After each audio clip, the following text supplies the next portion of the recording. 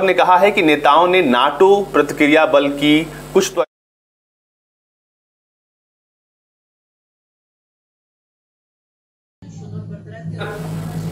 सबसे पहले तो स्वागत है आपका भारत तक पर जो स्थितियां हैं जो बन रही हैं उनको देखकर क्या लग रहा है सर, आगे कहां तक क्या लग रहा है, आगे कहां तक ऐसे ही चलता रहेगा, क्या होगा, किस तरफ जाएगा ये क्या ये वर्ल्ड वॉर 3 की शक्ल ले रहा है?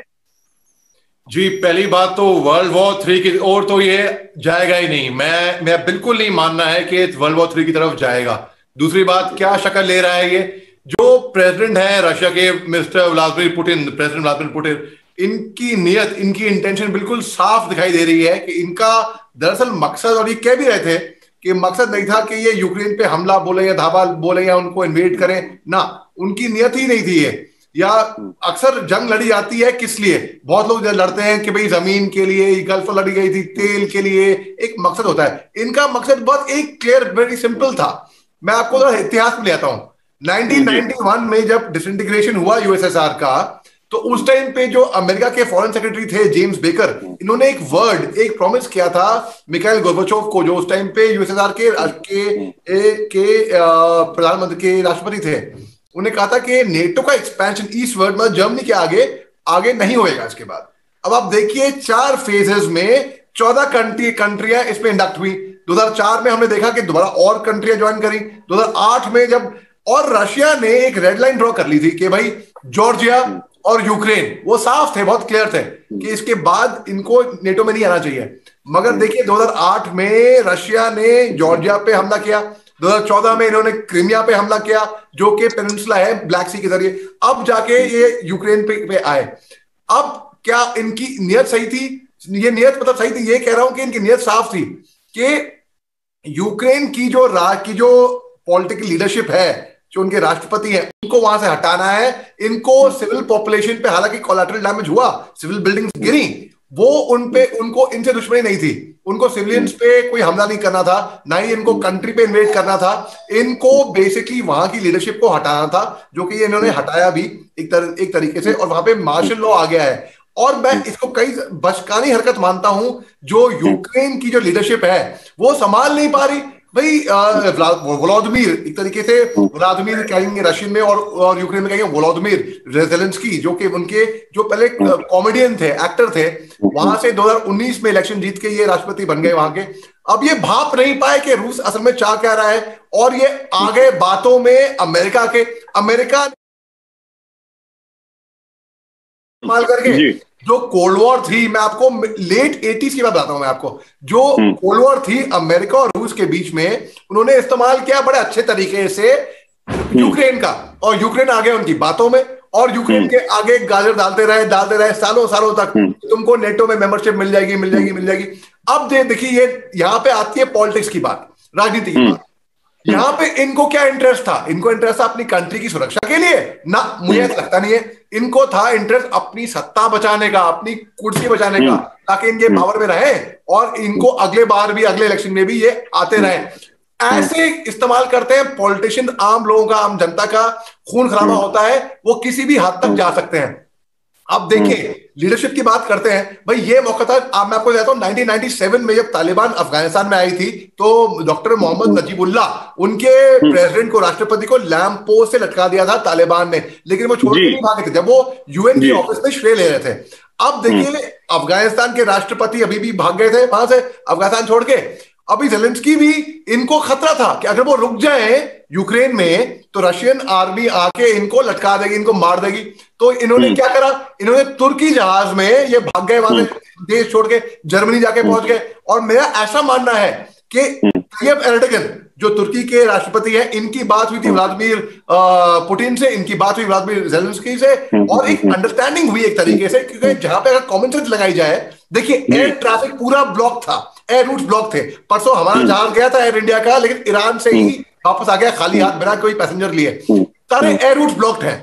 केवल एक ही देश है, वो देश नेटो का मेंबर भी है, उसका जहाज वहां पे पार्क्ड है यूक्रेन में, वो भी कहां पे, वीआईपी स्ट्रिप पे, जहां पे राष्ट्रपति जो वहां पे आते हैं वो वाली स्ट्रिप पे। तो अगर कॉमन लगाई जाए, बात भी हुई थी फोन पे, और इन्वेजन और अटैक से कुछ टाइम पहले ही वहां के राष्ट्रपति वो देश छोड़ चुके थे, व्लादिमीर ज़ेलेंस्की। अब और वो फेसबुक पे पोस्ट भी लगाते हैं, उनकी पोस्ट भी देख के मेरे को बचकाने लगती है, माफ कीजिएगा भाई साहब, मेरी पूरी हमदर्दी है यूक्रेन वासियों से, वहां पे हमारे देशवासी फंसे हुए हैं, मगर मेरे को ये लीडरशिप पे मेरे को नाराजगी है कि भाई उसी बेवकूफी की वजह से ही तो लोग, कौन प्राइस पे कर रहा है इसकी? जो मासूम लोग वहां पे बैठे हुए हैं, जो पढ़ने गए थे, स्टूडेंट, विद्यार्थी, छात्र, भाई प्राइस तो वो पे कर रहे हैं ना।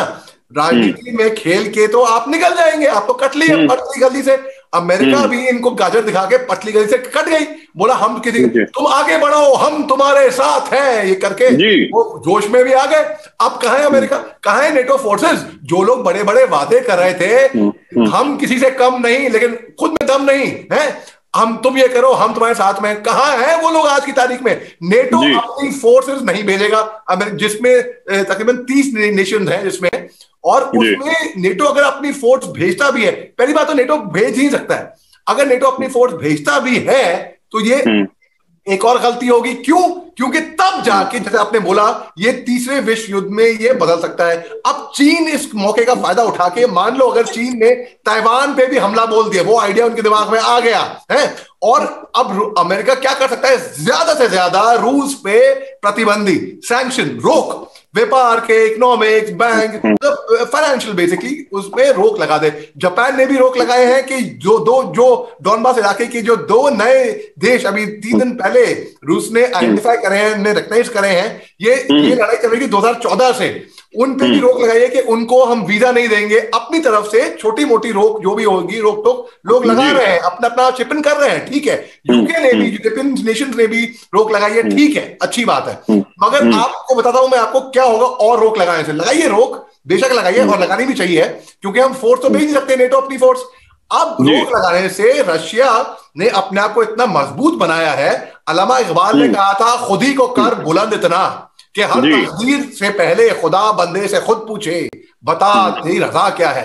तो व्लादिमीर पुतिन ने अपनी इकोनॉमी इतनी मजबूत बनाई है कि उनको आत्मनिर्भर रहने की, उनको आत्मनिर्भर है, वो उनको सेल्फ सफिशिएंट है, उनको बाहर से किसी पे डिपेंडेंट नहीं है वो। और अगर दूसरी बात, अगर पुश कम्स टू शव, अगर उनको आगे निर्भर रहना भी है तो पूरी ट्रेड रूटिंग, पूरा व्यापार वो करेंगे कहां से? चीन से। इसमें फायदा किसका होगा? प्रतिबंध लगाने पे फायदा तो होगा चीन का ना, चीन फायदा रहेगा, आइदर वे चीन तो फायदे में ही रहेगा अल्टीमेटली। और चीन जो मेन दुश्मन है अमेरिका का, वो मेन दुश्मन है पूरी दुनिया का, वो मेन दुश्मन है इंडिया का भी। अब इसमें और ये देखना है, आगे आगे देखिए, अभी तो रूस ने अपने बस बाइसेप दिखाए हैं भाई, ट्राइसेप, बाकी मसल तो दिखाए नहीं है। 5% शक्ति का इस्तेमाल करा है, और रूस के पास इतनी शक्ति है, उन्होंने S-400 हमको जो दिए हैं, इतने कारगर हथियार हैं वो। अब AK-47, AK-56 के बाद AK-203, AK-103 जो राइफल हम रूस से ले रहे हैं, वो बहुत ही कारगर है। अब रूस के पास भाई, जहां पे ये बताइए आप, एक मैं इस पे समाप्त करूंगा, बहुत लंबा मैं आप में प्लीज। हाँ जी, मैं ये बोलता हूं कि देखिए, रूस जो है उनके पास तो स्ट्रेटेजिक हथियार है, बैलिस्टिक मिसाइल है, हवाई हमला कर रहे हैं वो। यूक्रेन के पास क्या है? और यूक्रेन को मालूम था, उनको ऐसा मैं कतई नहीं मानूंगा, उनको मालूम था कि उन पे हमला होने वाला है। उनके राष्ट्रपति ने फेसबुक पे वीडियो जारी किया था कि, और तारीख भी बताई थी कि 16 फरवरी को रूस उन पे हमला बोल देगा, हमें बचाओ है।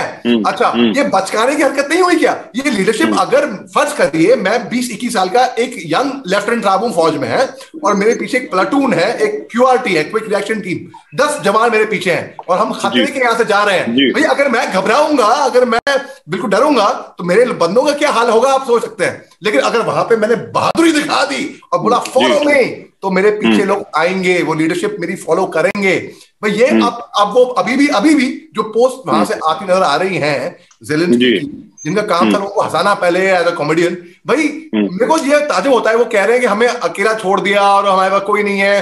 अब क्या स्थिति गेन कर रहे हो? चाह क्या रहे हो? आप ये नहीं क्यों नहीं समझ रहे कि आपकी वो पोस्ट आपके देशवासी पढ़ के उनका मोराल और नीचे हो रहा है, वो उनपे क्या गुजर रही होगी वो सोचिए। आप तो निकल गए ना पतली गली से अपने आप को बचा के, आप तो अलग विदेश में आके बैठ गए।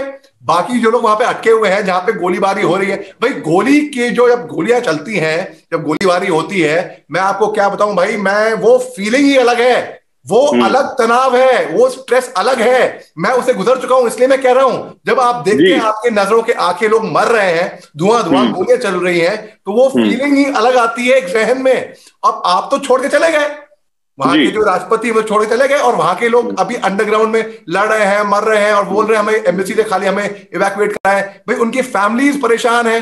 अब भाई जंग के टाइम पे क्या होता है ये देखिए आप, एक जो माँ है ना वो वेट करती है अपने बेटे का, बाप वेट करता है अपने बेटे का, भाई वेट करता है अपने बेटे का, दोस्त वेट करता है अपने बेटे अपने भाई का, एक बहन वेट करती है अपने भाई का।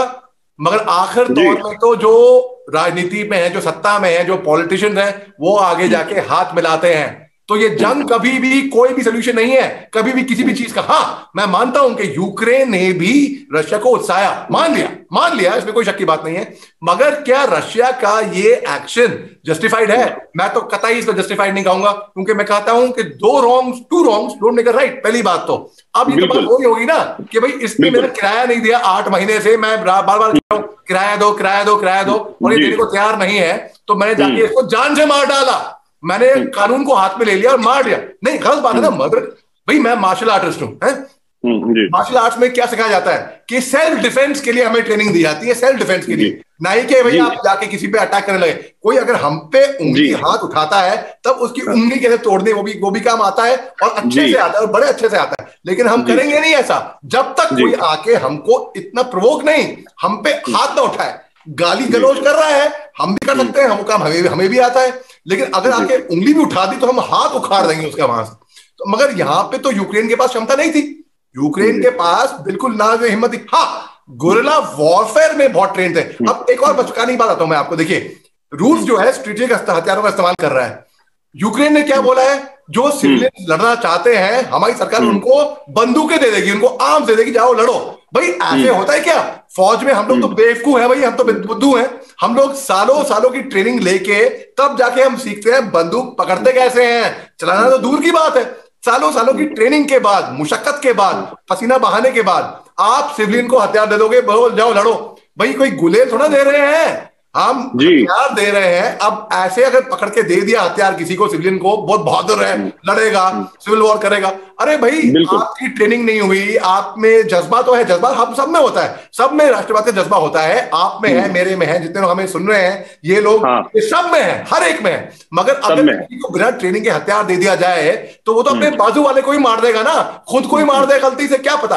अब आपको लगता है, अगर चलो मैं तो कह रहा हूं, ये भी कहता हूं बेनिफिट ऑफ डाउट, ट्रेनिंग भी दे दी है, ट्रेनिंग भी दे दी, क्या आप उस ट्रेनिंग के बाद आप जो बैलिस्टिक मिसाइल्स हैं, जो हवाई हमले हो रहे हैं, जो स्ट्रेटेजिक हथियार हैं, उनका जवाब दे पाएंगे आप? नहीं। सर एक और बात बताइए मुझे कि जो नाटो मीटिंग कर रहा है अभी, इसका क्या मतलब है? जब आप युद्ध में है नहीं, आपने यूक्रेन को छोड़ दिया, आप मतलब आपने चने की झाड़ पे चढ़ाया पेड़ पे और फिर आपने छोड़ दिया। अब ये मीटिंग करके आप क्या दिखाना चाहते हैं दुनिया को? अमेरिका क्या दिखाना चाहता है? आपका बहुत ही अच्छा सवाल है, बहुत ही बेहतरीन सवाल है, और मेरे को आपका सवाल बड़ा अच्छा लगा। मैं आपको एक एग्जांपल के तौर पे ये बात समझाता हूं। देखिए फर्ज करिए आप मेरे को कुछ एक भेजते हैं, एक लिंक भेजते हैं अपने कोई वीडियो का, और मेरे को बोलते हैं भैया ये जरा ग्रुप पे शेयर कर देना, और मेरा कोई इरादा नहीं है शेयर करने का, तो मैं क्या करूंगा, बस दिखावे के लिए आपको दिखाऊंगा कि मैं आपको एक स्क्रीनशॉट भेज दूंगा कि इस ग्रुप पे लगाया, ये देखो मैंने कर दिया काम, एक सॉलिडारिटी दिखाने के लिए। अक्सर लोग करते हैं ऐसा, दिखावा करते हैं कि भाई वो आप कुएं के अंदर घुसे हुए हो, हाथ दे रहा है, आ जाओ मैं तुम्हें निकाल दूंगा, हाथ खींच लूंगा, लेकिन मैं वो भी जानता है कि वो खींचेगा नहीं, बस दिखावा कर रहा है। तो उस तरीके से अब नेटो को भी अपनी सॉलिडारिटी दिखानी है ना, उनको तो दिखाना है, ये नहीं है कि भाई हम छोड़ के भाग गए, भाई तुम लड़ो अपने आप। उनको भी दिखाना है कि हाँ भाई हम भी इन्वॉल्व हैं, हमें भी चिंता है, हम ऐसे नहीं छोड़ के नहीं भागे। तो और नेटो आपको ये भी समझना होगा कौन हेड कर रहा है, अमेरिका हेड कर रही है। हाँ हालांकि लीबिया के प्रीवियस राष्ट्रपति इनके जनरल सेक्रेटरी हैं, मगर नेटो हेड कौन कर रहा है? अमेरिका कर रहा है। और इस टाइम पे मैं तो ये भी मानता हूं कि ये इट्स नॉट डन, कि आप किसी को झूठे वाले दिलाओ। भैया आप ये बताइए, आपके पड़ोसी हैं, हमारे पड़ोसी हैं, हम सब हमें देख रहे हैं, उन सबके पड़ोसी हैं, सबके पड़ोसी हैं, ठीक है। आपको अपने पड़ोसी से बना के रखनी है, आपको दुश्मनी नहीं करनी पड़ोसी से, ठीक है। क्या आप अपने पड़ोसी के दुश्मनों से जाके दोस्ती करोगे और उनकी बातों में आके आ जाओगे? आपके पड़ोसी को पसंद नहीं आ रही है वो बात, आप फिर भी कर रहे हो, आप फिर भी कर रहे हो, फिर भी उकसा रहे हो, नहीं करोगे ना। और नहीं। इसका मकसद क्या था? इसका एंड ऑफ द डे मकसद था अमल शांति? नहीं, मैं नहीं मानता। इसका मकसद था कि भाई आपको अपनी कुर्सी बजा के रखनी है, किसी भी तरह से हर कीमत पे सत्ता पे आना है, और आप ओवर एम्बिशियस हो रहे हैं, इसका मतलब ये निकालूंगा। और अगर इसका मकसद पीस होता तो क्या आपको समझ में नहीं आ रहा कि आप अगर अपने उस पड़ोसी के दुश्मन से दोस्ती करेंगे, ये बिगड़ जाएगा पड़ोसी ना? आप भाप नहीं पा रहे? अरे ये तो बच्चा बच्चा भी भाप लेगा, हर कोई भाप लेगा। अब आप जाके अमेरिका ने खूब उल्लू सीधा करा, खूब इस्तेमाल करा इनका, और अमेरिका और रशिया की हमको दिख रहा है कोल्ड वॉर चल रही थी बहुत पहले, 30 साल पहले, और इन्होंने इनका उल्लू सीधा करके और इनको छोड़ दिया, ठट से ड्रॉप कर दिया। तो नेटो की आपका सवाल का जवाब मैं ये दूंगा कि इनको दिखाना है ऑन पेपर, ऑन ग्राउंड कुछ ना करें, ऑन पेपर तो दिखाना है हाँ हमने कुछ हरकत करी। सर लेकिन इस हरकत का जो है कोई तुक नहीं है, मुझे लगता है कि देखिए, मुझे मतलब मैं कल जितने भी लोगों से मैंने बात की, कल जब हम लोग लाइव कर रहे थे, तो मैंने लोगों से पूछा, जो भी हमारे गेस्ट थे, तो कि जो अग्रेशन अमेरिका को दिखाना चाहिए था रूस के खिलाफ, वो अमेरिका नहीं दिखा रहा, बल्कि वो अग्रेशन फ्रांस दिखा रहा, वो यूके दिखा रहा है, छोटे देश दिखा रहे हैं, अमेरिका नहीं दिखा रहा है। मतलब अमेरिका कुछ ना कुछ तो उसके मन में चल रहा है, या तो वो अपना उल्लू सीधा करना चाहता है या कोई और बात है। क्योंकि जितने सैंक्शंस लगाए जाने चाहिए थे, अगर आपको इकोनॉमिकली भी अगर आपको रूस पे हमला करना है, तो आप 4 बैंकों को प्रतिबंधित नहीं कर सकते। सिर्फ आप कह रहे हैं कि आप एसेट फ्रीज कर देंगे, उससे कुछ नहीं होगा, क्योंकि हम लोग बात कर चुके हैं सर इस पे कि वो चीन से ट्रेड करेगा, वो अपनी सारी डॉलर करेंसी, तमाम बातों पर हम बात कर चुके हैं। तो ये काफी नहीं था रूस को रोकने के लिए। लेकिन अमेरिका का जो अग्रेशन है, वो अग्रेशन तो दिखाई ही नहीं दिया। आपने कहा कि हम यूक्रेन के साथ हैं, लेकिन साथ सिर्फ आप मुंह से हैं, आप किसी और तरह से साथ नहीं है उसके। कल 9 देशों ने $50 बिलियन दिया अगर यूक्रेन को, तो वो उस पैसे का क्या करेगा अगर जब वो हार जाएगा? तो आपकी समझ और आपकी पकड़ इस विषय पे मैं उसकी दाग देता हूं। आप ये मामला बिल्कुल अच्छी तरीके से आपने इसका नफ्स पकड़ा हुआ है। अब देखिए बात ऐसी है कि आप दूसरे देश के यूएन की बात करते हैं, यूएन ने भी $20 मिलियन दिए का ऐलान करा है अभी यूक्रेन को देने के लिए एज एड। भाई अभी जब यूक्रेन ही नहीं बचेगा तो क्या होएगा? अब यूक्रेन के आगे क्या होगा? बाकी जो बाल्टिक नेशन क्या रशिया उन पे हमला करेगा यूक्रेन के बाद? ये भी हमें देखने वाली बात है। मगर मेरे को ऐसा लगता नहीं कि भाई देखिए इनका मकसद क्या था। इनका मकसद बहुत ही क्लियर था कि भाई आगे जाके ये नेटो में जाए ना ही इनको इंटरेस्ट था उनके रॉ मटेरियल्स में, ना ही इनके आयरन ओर में, ना ही कोई किसी भी चीज में, या इनके तेल में, किसी भी नेचुरल रिसोर्स में, ना जमीन में इनको इंटरेस्ट नहीं था। अगर इंटरेस्ट होता तो 2014 में जब इन्होंने क्रीमिया पे हमला बोला था और ये ब्लैक सी के जरिए इन्होंने पूरी पेनिनसुला पे कब्जा लिया था, तो उस टाइम पे ये कर सकते थे, कभी भी कर सकते थे। अभी इनको क्या लगा? अभी ये लगा, रूस के जहन में लगा कि ये सही मौका है। क्यों बताता हूं क्यों। ये उनको लगा मौका सही इसलिए है कि शायद अमेरिका की जो लीडरशिप है वो कमजोर है, यूके की जो लीडरशिप है इस टाइम पे वो कमजोर है, ऐसा रशिया को लगा। और व्लादिमीर पुतिन को लगा कि भाई मैं दिखाता हूं, मेरे को दिखाता हूं। भाई वो एक टाइम पे सुपर पावर हुआ करते थे, सोचिए यूएस के साथ। अब कोई बंदा अगर इतनी हाई पोस्ट पे पहुंचता है और सीधा जमीन पे गिरता है, कहीं ना कहीं ह्यूमन साइकोलॉजी है, हर किसी को बुरा लगेगा। भाई मैं क्या था? मैं कंपनी का सीईओ था, आज चपरासी बन गया हूं। मतलब मैं वो नहीं कह रहा हूं, एक एनालॉजी दे रहा हूं ताकि हर एक को समझ में आ जाए, ठीक है? तो वो तो बुरा लगेगा ना हर एक को, किसी को। आज एक लोग चाहेंगे कि मेरे को भी सीरियसली लें। और रशिया बार बार कह रहा था, यूक्रेन को वार्निंग दे चुका है कि नहीं मत आओ। अमेरिका को कह चुका है, और रशिया कह भी रहा था मेरा कोई इरादा नहीं है इनको इन्वेड करने का। उन्होंने भी एक तरीके से उत्साया, उनको प्रोवोक किया।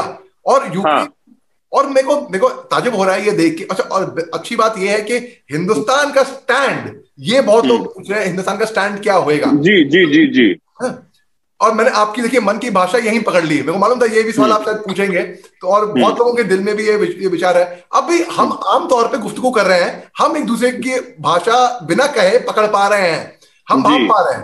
क्या ये यूक्रेन की राजनीति, जो कि एक्टर भी थे, कॉमेडियन भी थे, जो कि पॉलिटिक्स में भी आए, उनका काम था लोगों को हंसाना पहले, ठीक है, क्या ये लोगों की और ये स्टेज पे अगर ये हंसा रहे होते लोगों को तो वहीं पे आप पकड़ लेते हैं नर्व्स कि भाई अच्छा ये कह रहा हूं मैं ये बोलूंगा। क्या ये अपने देशवासियों की भावना नहीं भाप पाए? क्या ये नहीं भाप पाए कि हर कोई अमन शांति चाहता है? क्या ये नहीं भाप पाए कि अगर हम ऐसा करेंगे तो हम रूस को और उकसाएंगे? और रूस ने करके दिखा दिया कि हम बस बोलेंगे नहीं, हम केवल गरजेंगे नहीं, हम बरसेंगे भी। और अगर रूस बरसेगा तो बहुत गंदा बरसेगा, मैं बता रहा हूं आपको ये बात, क्योंकि रूस ने केवल अभी 5% भी शक्ति नहीं दिखाई है अभी अपनी, केवल बाइसेप्स दिखाए हैं, वो भी फ्लेक्स कर रहे हैं बस। और रूस का वो इंटेंशन बहुत क्लियर है कि वो चाह रहा है कि भाई एक गवर्नमेंट वहां पे ऐसी बनाए जो कि पपेट गवर्नमेंट हो, डमी गवर्नमेंट हो, तो कि रूस को फेवर करे और अमेरिका के पक्ष में बिल्कुल भी ना हो। और रूस ने ऑलरेडी डोनेट्स्क के इलाके में दो जगहों पे ऑलरेडी दिखा दिया है कि भाई 4 दिन पहले उन्होंने आइडेंटिफाई कर दिया, उन्होंने रिकग्निशन दे दी कि ये 2 इंडिपेंडेंट स्टेट्स हैं भाई। अब जो हमारे छात्र वहां पे फंसे हुए हैं उन पे आते हैं। भाई मेरा दिल रोता है बहुत, मैं बहुत कंसर्न हूं, बहुत परेशान हूं। और आप यकीन नहीं मानेंगे, बैक टू बैक अभी फोन मेरा बैक टू बैक, मैं अपनी तरफ से देखिए जितना भी मेरे से जो भी बूंद मुंह से घड़ा बनता है for what ever its worth. अब देखिए उनके पेरेंट्स मेरे खुद पर्सनल ऐसे जानकार हैं जिनके बच्चे वहां पे फंसे हुए हैं यूक्रेन में। अब यूक्रेन देखिए, वेस्ट यूक्रेन हो गया और एक वेस्ट और एक ईस्ट हो गया, ईस्ट जी है। और जो ईस्ट यूक्रेन है वो उसकी बहुत सिमिलैरिटीज है रशिया से, और वहां की एथनिसिटी में, कल्चर में, देखने में वो लोग ऐसे हैं। वो अगर आखिरी दम तक भी खड़े रहते हैं रूस के सामने तो इसका भी मुझे कोई खास फायदा होता नहीं नजर आ रहा है। बस संघर्ष का जो पीरियड है वो बढ़ जाएगा आगे, क्योंकि आप अकेले अगर हम मिलिट्री कंपैरिजन भी करें तो बहुत बड़ा अंतर है यूक्रेन और रशिया में, दोनों के मिलिट्री पावर्स में। बात बिल्कुल दुरुस्त है कि कोई मुकाबला पहले भी नहीं था, अभी भी नहीं है और रहेगा भी नहीं। अब व्लादिमीर ज़ेलेंस्की तो देश छोड़ चले गए हैं, मार्शल लॉ तो आ चुका है। भाई मैं तो अभी भी कहता हूं कोई ईगो की बात नहीं है, कोई शर्म की बात नहीं है।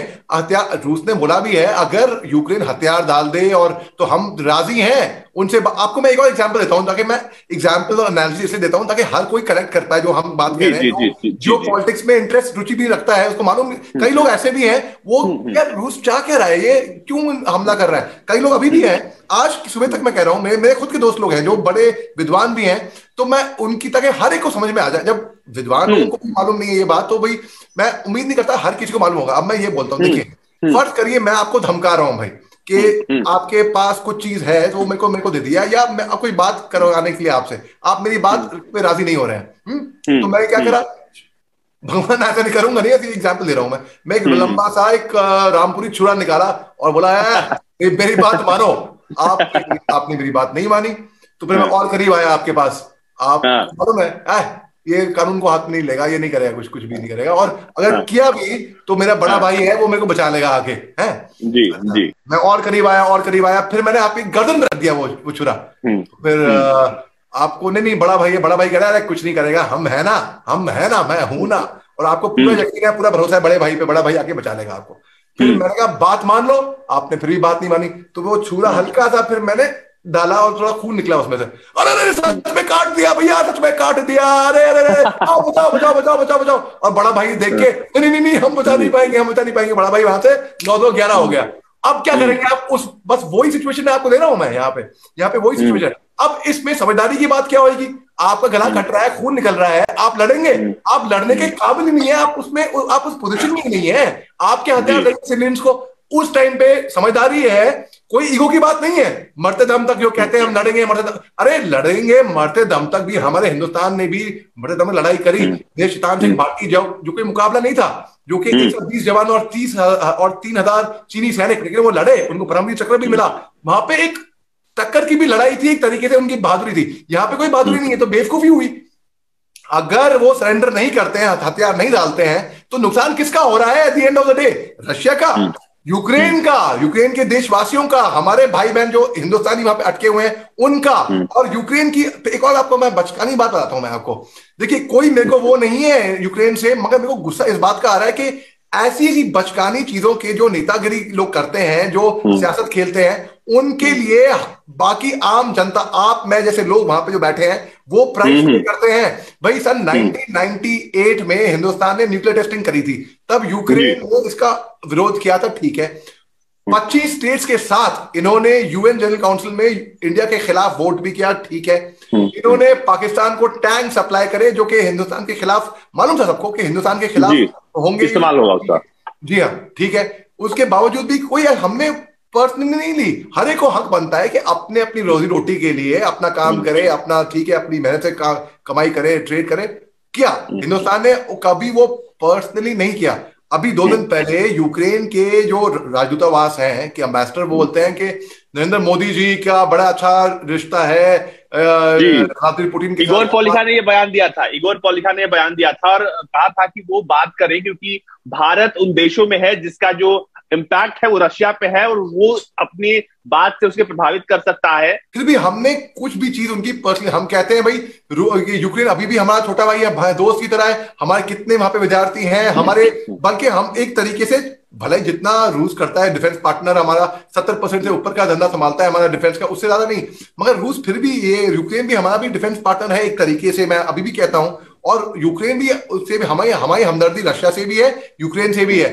75 साल से ज्यादा ऊपर की दोस्ती हमारी रशिया से है भाई। पृथ्वीराज कपूर जो एक्टर थे, बॉलीवुड की पिक्चरें रूस में ज्यादा बिकती थी हिंदुस्तान से ज्यादा। जब हिंदुस्तान के प्रधानमंत्री असैसिनेट हुए थे राजीव गांधी, तो रूस के लोग पर्सनली वहां पे दीवारों फूट फूट के रोए थे।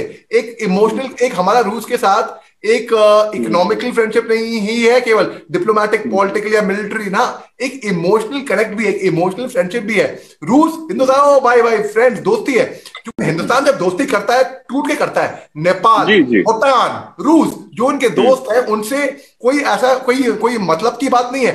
अब चाइना और पाकिस्तान का जो कनेक्शन है, कि जो दोस्ती है, वो एक मतलब की है। CPEC, China Pakistan economic corridor, China की इन्वेस्टमेंट्स है पाकिस्तान में, तो एक मकसद है दोस्ती का।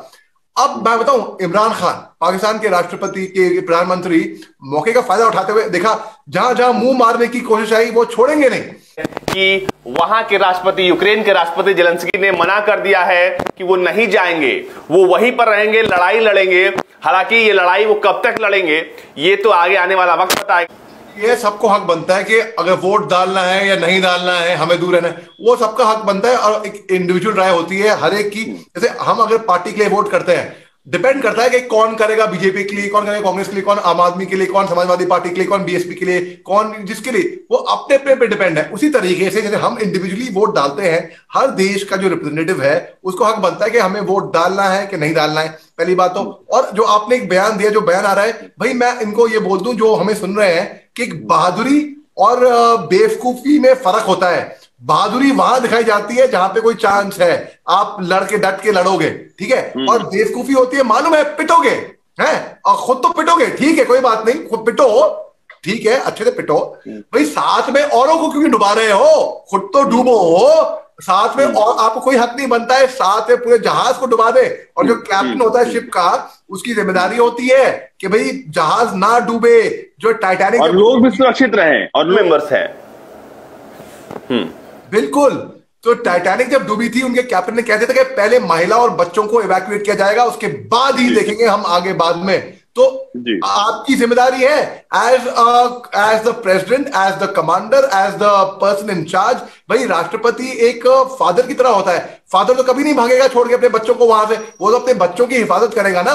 बताइए सर कि ये जो भी स्थितियां हम देख रहे हैं, हम लोग जैसे जो भी लोग दूर बैठे हैं और जो वहां पर ऑन ग्राउंड रियलिटी देख रहा है, उसमें काफी फर्क भी है। तो जो गौरव दिखा रहे हैं उसमें साफ दिखाई दे रहा है कि तबाही हर तरफ है। यानी एक बहुत बड़ी ह्यूमैनिटेरियन क्राइसिस जो है, अब दुनिया इसको देखने वाली है। हाल ही में बीते 2-3 सालों से हमने देखा है कोविड का क्या इम्पैक्ट रहा है, अब तो इम्पैक्ट दुनिया पर पड़ेगा।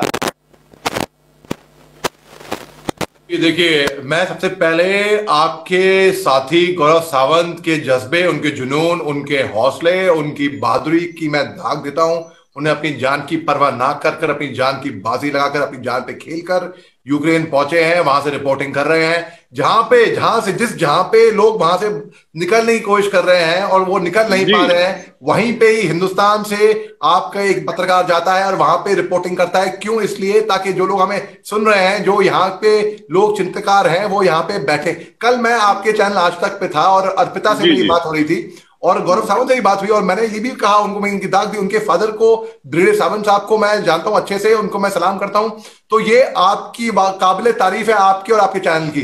अब बात कहते हैं आपके जो स्टूडेंट हमें फंसे हुए हैं, देखिए ईस्ट यूक्रेन हो गया और वेस्ट यूक्रेन हो गया, और लकीली हमारे ज्यादातर स्टूडेंट्स वेस्ट यूक्रेन में हैं जो कि पोलैंड बॉर्डर के बहुत करीब में है। और मेरे कई स्टूडेंट से बात भी हुई, वो कहते हैं सर हम तो बस 70 किलोमीटर दूर हैं पोलैंड बॉर्डर से, हम यहां से निकल सकते हैं। मैं तो कह रहा हूं भाई देखिए एयर रूट तो ब्लॉक्ड है। अब अगर आप पोलैंड जा सके और वहां से उड़ सके तो अलग बात है, इंडियन गवर्नमेंट आप पूरी सहयोग दे रही है, एम्बेसी से टच में रहो। और जैसे आपने बताया कि आपने बिल्कुल सटीक बात करी कि अपने हिंदुस्तान का झंडा अपने बसों पे गाड़ियों पे लगा दो, बिल्कुल।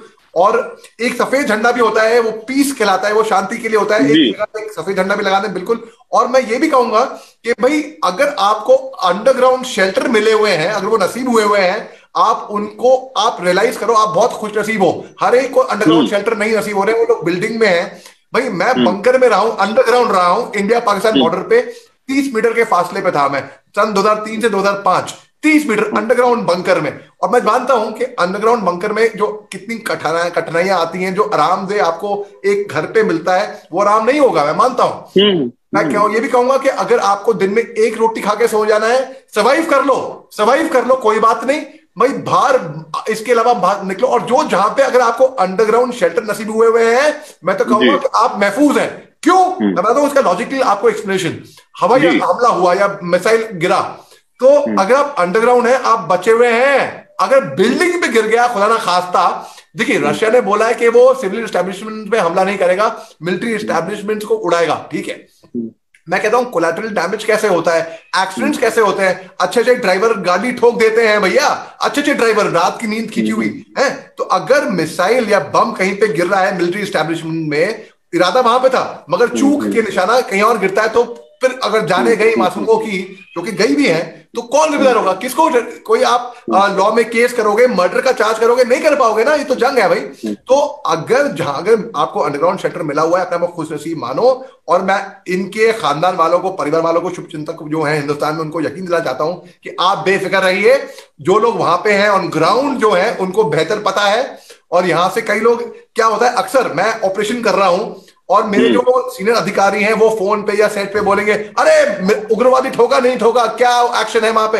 अरे मैं ऑपरेट कर रहा हूं ना ग्राउंड पे, मेरे को बेहतर मालूम है क्या हो रहा है। आप रिमोट कंट्रोल करके बता रहे हो कि ये सलाह बता रहे हो, या कोई आप गेम खेल रहे हो, बास्केटबॉल खेल रहे हो हैं, और आप बास्केट नहीं कर पा रहे हो या फुटबॉल खेल रहे हो, बाहर बैठ के बड़ा आसान है चलाना, अरे गोल मार यार, क्या कर रहा है यार तू, ठीक से खेल नहीं रहा यार, ये वो। आप खुद आओ मैदान में, उतरो, आ जाओ खेलो और फिर बताओ।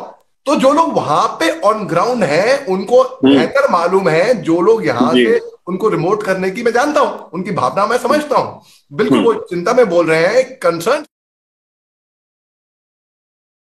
और मैं उनको एक फौजी आदमी के हैसियत से ये सलाह देता हूं, अगर आपको अंडरग्राउंड शेल्टर मिले हुए हैं और आपको मालूम है आपके परिवार वालों को मिले हुए हैं, तो वो महफूज है।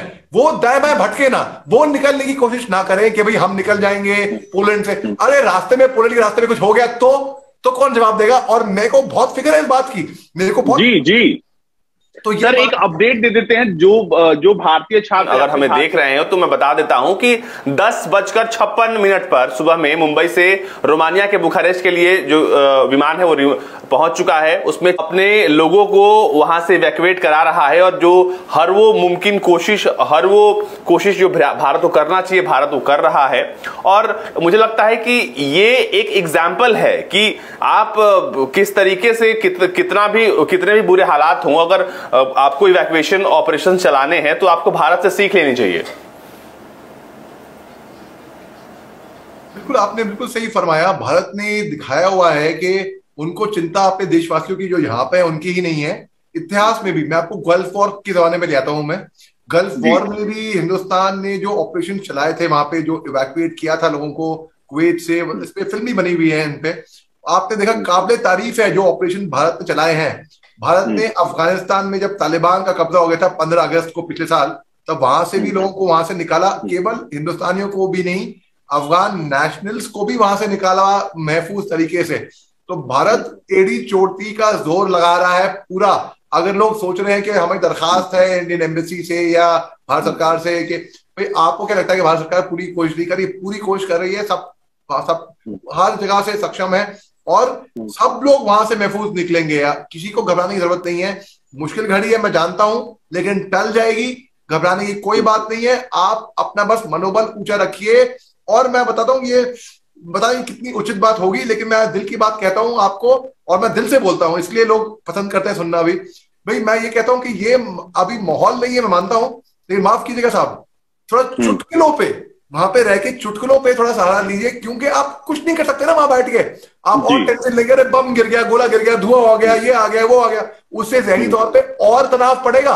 और अगर जहनी तौर पे तनाव पड़ गया तो बम गोले से तो कम जाओगे लोग बम धमाके से तो कम कैजुअलिटी होंगे, जहनी तौर पे ज्यादा कैजुअलिटी होगी लोगों की। तो इसलिए थोड़ा कहते हैं laughter is the best medicine.